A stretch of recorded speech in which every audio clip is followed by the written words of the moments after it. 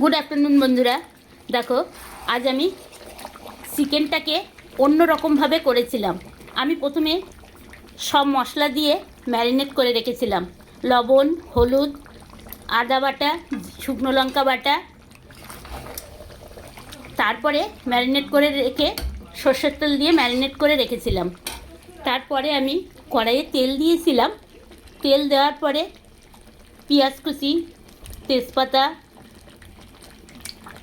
আর রসুন তেলে দিয়ে তারপরে ম্যারিনেট করা মাংসটাকে ছেড়ে দিয়েছিলাম। দেওয়ার পরে এই দেখো প্রায় হয়ে এসেছে। এরপরে আমি গোলমরিচের গুঁড়োটা দিয়ে দেব। এই দেখো,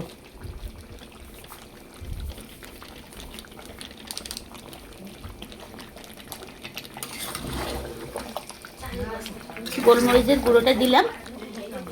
এরপরে দেব আমি একটু হয়ে আসলে আমি গরম মশলাটা দিয়ে নামিয়ে দেব। আজ আর ঘি দেবো না। টাটা, গুড আফটারনুন বন্ধুরা। শীতের সকালে সবাই ভালো থেকো। Good afternoon.